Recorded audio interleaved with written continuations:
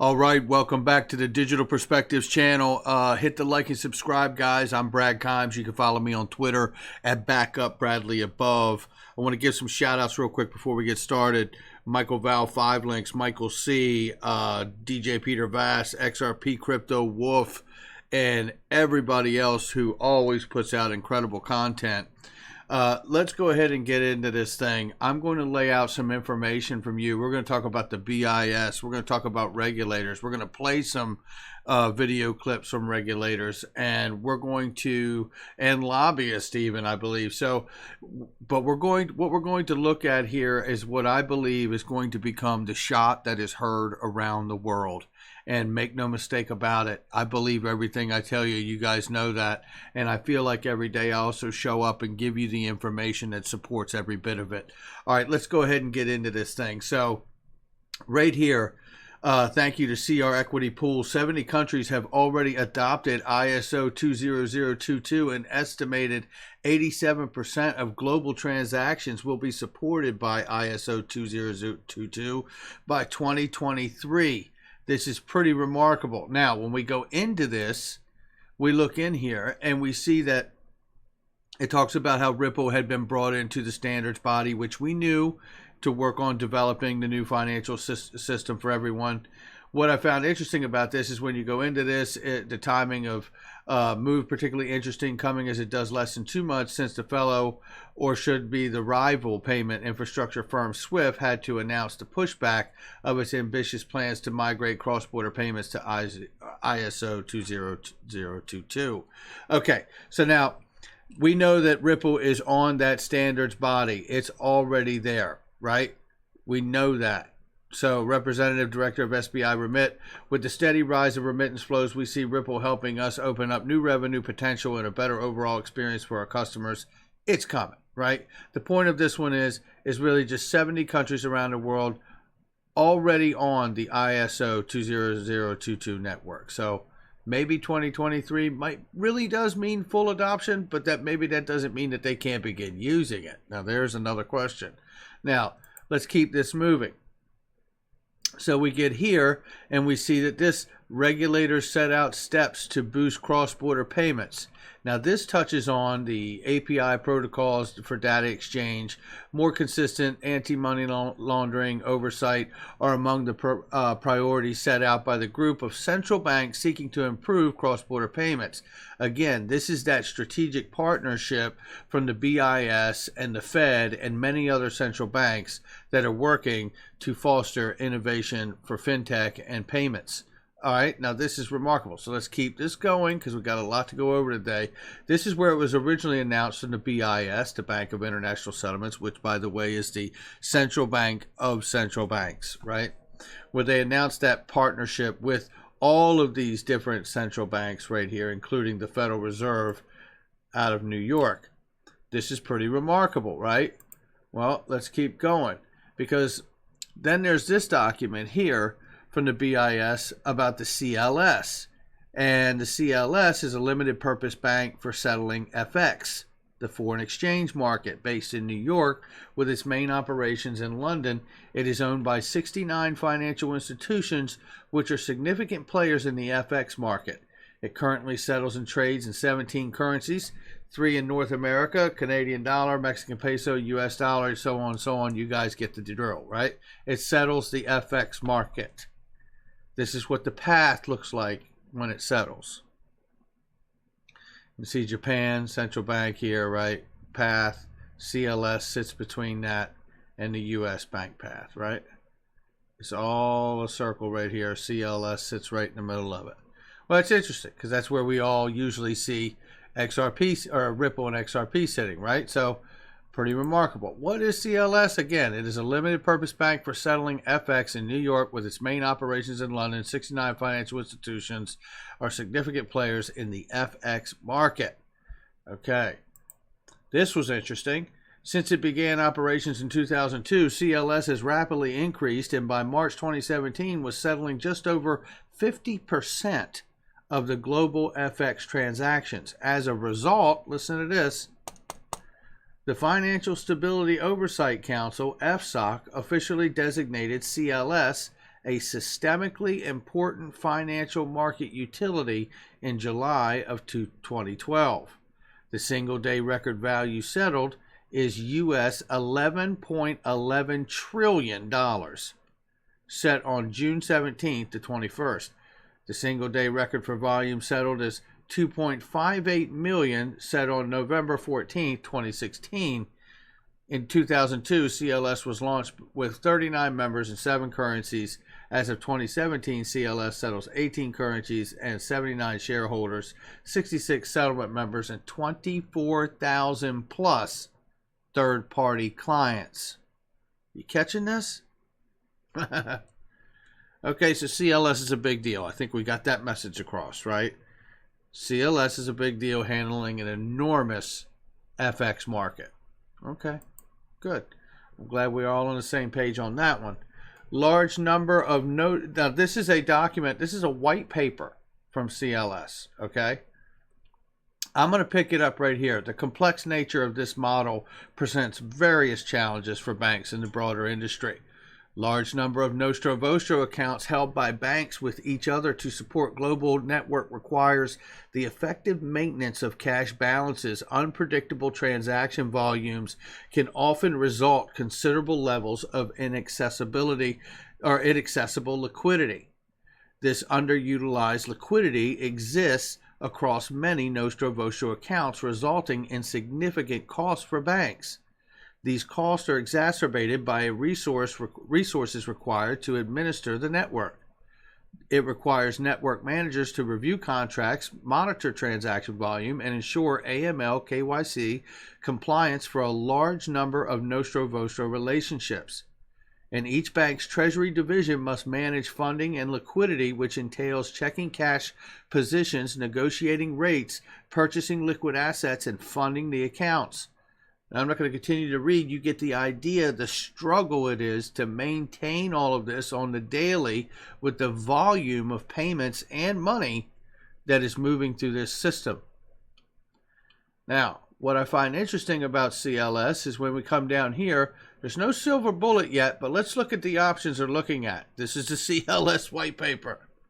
1, they want to improve the customer experience, offer intuitive interfaces with the ability to pay through multiple channels and instruments, looking at IE or IG, Western Union, TraxPay, and SAP, provide niche services, address issues such as high foreign exchange, FX costs, by providing gateways, APIs, enable currency, cloud, Cantox, and Midpoint, improve transparency, visibility in the payment chain, solutions that change how banks interact and move funds, improving access to local banks, domestic payment systems, or transaction banks to facilitate transaction flows, e.g. Ripple, Earthport, Swift GPI. This is CLS's white paper that does trillions of dollars worth of settlement in the FX market. Pretty nice. Now let's switch to the regulator conversation here. Now we know that we talked about Brian Brooks, who gave us enormous insight here about what he wants to see happen with the OCC. Now, let's hear from Kristen Smith here, who is going to lay this down, and I mean lay it down. Listen to what she says about her knowledge of what she's learned about what the OCC can and will do. Listen to this. No, well, I was going to say, I think we are. I think Perian's right. We are at sort of a catalyst moment, and I don't think if you look at the landscape in general for policymaking in Washington right now, Congress is almost at a total standstill due to the election, unless it's something directly related to the pandemic. So I don't think we're going to see any great legislative victories, but I don't think we're going to see any great legislative victories, but listen to this but. This but is very important here, because I agree with Kristen. I don't think you're going to see any great legislative victories. I don't think legislation is necessarily what's needed here. I think we need a regulatory sandbox to let the space innovate and continue to grow. And in a year or so, they can come back to the table and develop legislation that actually fits what has proved out to be the successors. I do think, in addition to the issues that John mentioned, I do think we're going to see some great stuff out of the OCC. You know, we've got one of the industry's own over there now who really understands the technology, and I think that there are policy clarifications that can be made that will make crypto less scary to the traditional financial services world. Whoa! Keep listening. Like, there will be acceptance of the fact that, you know, that banks should be able to interact with this technology, and then hopefully there will be acceptance to the fact that banks should be able to work with this technology. Are you kidding me? Ultimately potentially get a payments charter. I think what's important to know about the OCC is that it is a very special agency. It's independent. It's housed under Treasury, but it's independent, so it doesn't have to go through the rulemaking process. It's independent and it doesn't have to go through the rulemaking process. Keep listening here.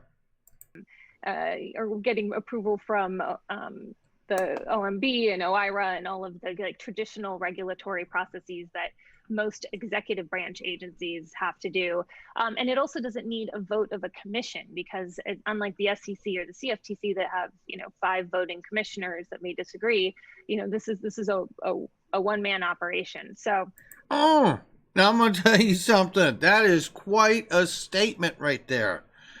Brian Brooks, I believe, is going to be a part of the shot that is heard around the world. There's no question.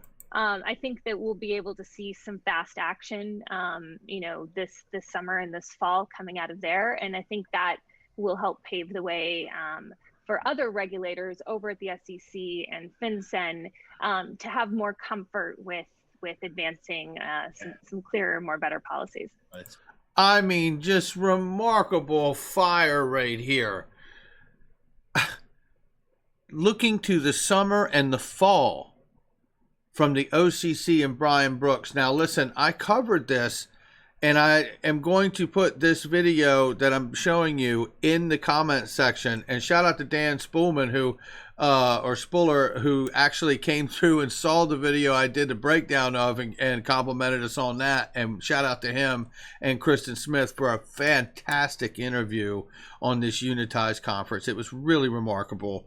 And shout out to Dan too, because Dan also said he's an XRP holder. So yeah, that's another one in the group. So that's great stuff. All right, so let's listen to this. This is a bit of an exchange, but this is just so enormous. I got to play it for you again, understanding what Kristen Smith has laid down. There is nothing holding Brian Brooks back. And listen to what he says in the beginning of this in his comments, where he talks about one of the things I'm hoping that you guys can help me change is the fact that OCC is not this little obscure regulatory agency, right? He's going to put it on the map. Listen to this exchange. I want to give a big thank you to Michael C. I don't think he wants me to say his last name, so I'm going to just call him Michael C. for sending this out to me, and Lee from SPQR Media. Michael C. is a friend and a mate between Lee and myself, and he sent this to me, and then he actually sent it to Lee, and Lee sent it to me as well to make sure that I got it.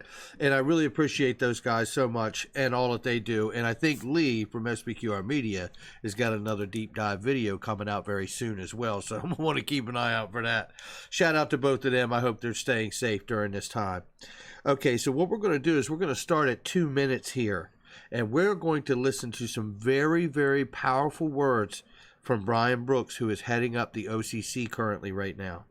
And we're going to hear him talk about things where he says that we are about to get some clarity about banks and whether they can custody digital assets in the coming weeks and months. That's how close we are here. And he says very specific to crypto in specific ways. And then he talks about digitized dollars. I mean, it's just incredible the vision and understanding that Brian Brooks has here. Let's go ahead and listen now, and then we'll break down everything after it does the full run. So here we go. Yourself really as the acting comptroller of the currency. And maybe you could just give us an overview of your origin story. Well, look, I've been in financial services at some level my whole career. And one thing I've seen just in the course of my kind of professional lifetime is over time, consumer preferences change and then technology changes, and then eventually institutions have to change with it or die. And so, having come out of a normal banking legal practice long ago, I found myself at one point running a bank, and then I found myself investing in fintech companies.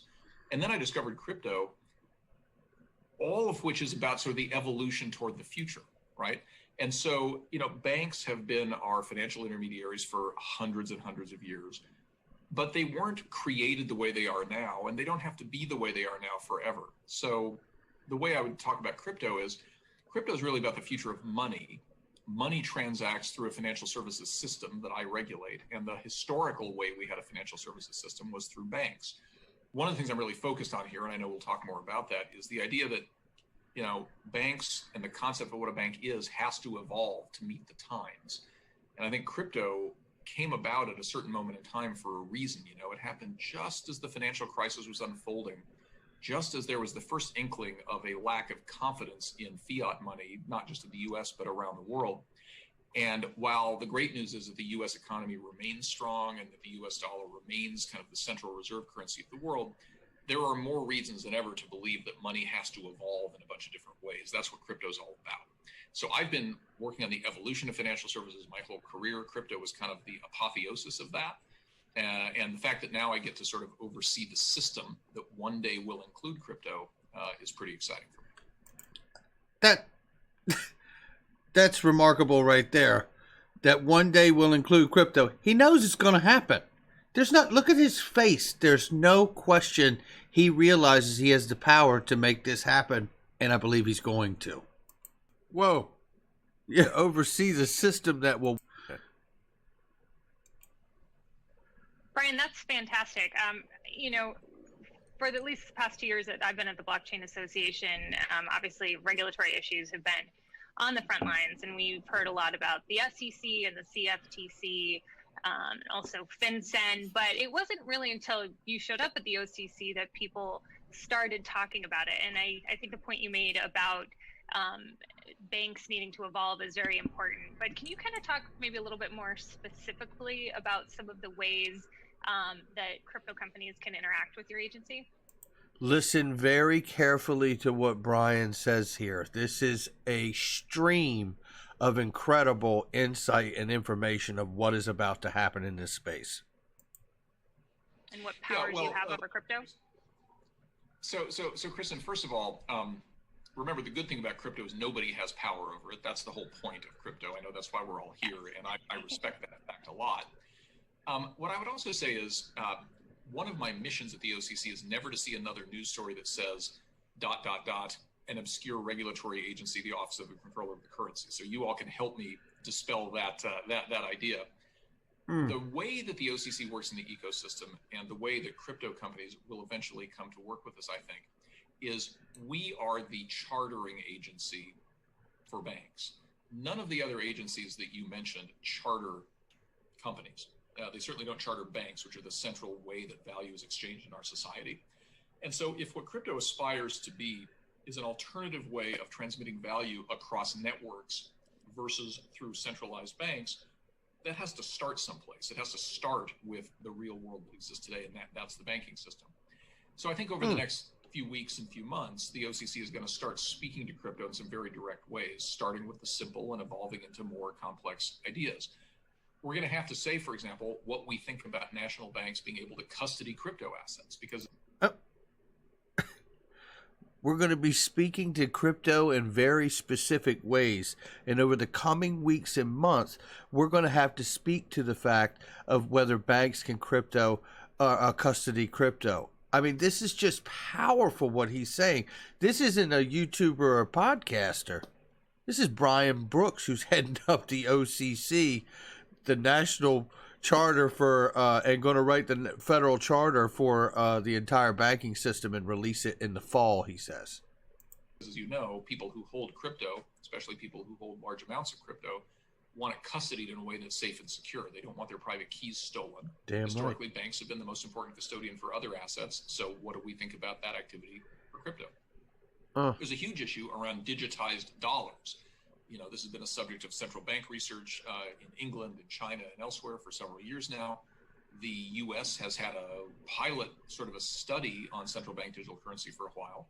The question is, what role should the banking system play with digitized dollars? Now, that was interesting because he said the U.S. has had a pilot on digitized dollars, not papers, but a pilot. Now, I tell you, up until now, I've heard John Carlo talk about they need to do a pilot, and they could do it in the military for veterans and checks and digitizing that. But it sounded like to me, Brian Brooks is aware that they've been piloting digital dollars somewhere, somewhere before all of this. I thought that was interesting. Let's keep going.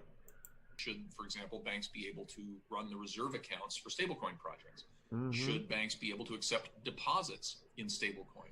Should banks be able to accept payments of obligations in stablecoin? These are all things that I have to speak to because, as you said at the outset, I have to administer the national banking system. And then you get to the really interesting questions, like for the other crypto tokens, for Bitcoin and other things that aren't stable value instruments, what are those things? Are they money? Do they have characteristics of money? Are they kind of... there's the real rubber meets the road. Are they money? With the volatility that they have versus, like, say, a la a stable coin. Are they money? I'm going to tell you, this conversation of whether something is a currency or not is going to become a very big deal. I really do believe this, and you guys know I've not been shy about it, and I'm not going to continue to be shy about it because I'm going to tell you right now, I believe what we end up finding out is very big and impactful at some point, that XRP itself is money. It is currency, and that's why you don't see the wide swings in price the way you do. And at some point, I expect to see a huge jump to be able to accommodate the liquidity for, as Ripple likes to say, all the money. Kind of like foreign exchange. When banks have a statutory power to deal in foreign exchange, would that include Bitcoin as something banks can deal in? These are really important questions. And for crypto to get into the ecosystem and really be seen universally as a legitimate form of unit of account, store of value, means of exchange. Now, he just described there, unit of account, store of value, medium of exchange are the properties of money, of currency. I don't know about Bitcoin at this point, but I can tell you for sure that XRP is a store of value, a medium of exchange, and a unit of account. XRP is money. All right, let's keep this thing moving because the conversation broadens, and then we'll wrap this thing. The 21st, we have in just another 3 days, right? Was this the 18th? So we got 19, 20, 21st. Yeah, so 21st, we're looking to see Judy Shelton vote. It appears that they do have enough votes to get her through. We'll have to keep an eye on this. We know Judy Shelton is obviously very big on a gold standard. And when gold standard, she talks about a gold-backed bond market. I couldn't see at this point it not being tokenized and put onto a system. We are going to have Mickey B. Fresh on the show next week, and I'm telling you right now, it is going to be fire. We've been having some fantastic conversations about the idea of a gold-backed system and what that may look like. And, none of us know, but he has some really great points that he wants to bring to the conversation that we've been having here on this channel. And that we continued that conversation yesterday with Cryptopolis on the Friday Week in Review. Highly suggest you check out that show too. All right, now I'm going to keep this moving because to add to this conversation of a gold-backed system, this came out yesterday from the CME Group. The CME Group, the Chicago Mercantile Exchange. The group that Miguel Villas, formerly of Ripple, used to be the head of, the CME Group.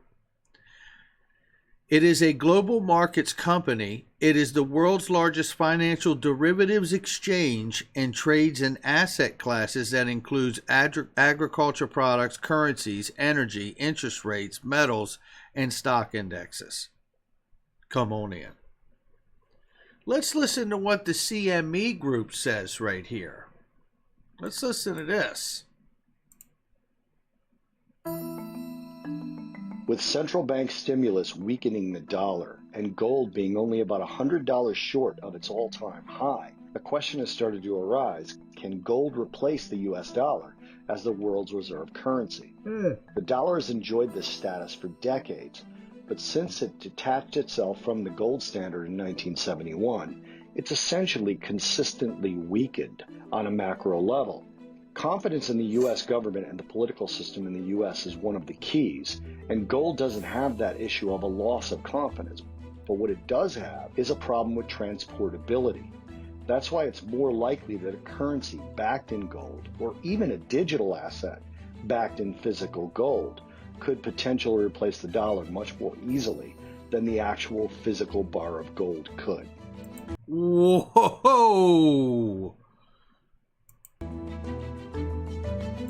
Whoa! Let's catch it. Likely that a currency backed in gold, or even a digital asset backed in physical gold, could potentially replace the dollar much more easily. So a currency backed in gold, or a digital asset backed by gold. Again, this isn't a YouTuber. This is the CME group, the Chicago Mercantile Exchange, having a very real conversation, putting out a very real video about the problems with the US dollar value and sitting as a global reserve currency. Now, I tell you what, I get a lot of people giving me stuff about having hype, but I'll tell you this, I'm just glad that whatever I'm feeling, hype or not, because the truth is I believe all the stuff that I bring to you. And I believe that I bring you the things that support at least a conversation about what I show. And I'll tell you something, you can call it hype or you can call it just a news. I'm just glad that whatever it is I'm feeling and talking about every day happens to fall in line with the same conversation that the Chicago Mercantile Exchange is having. All right, guys, that's going to do it for me. The shot that's heard around the world. I don't think we're very far away from it. When you combine the regulatory aspect and what is taking place with the strategic partners of the central banks, the BIS, the Fed, and others, and then the talk now of a potential change to a gold-backed currency or a digital asset gold-backed. Look, this conversation is getting pretty real pretty quickly. Hit the like and subscribe. Share with somebody you know. I'll catch you on the next one.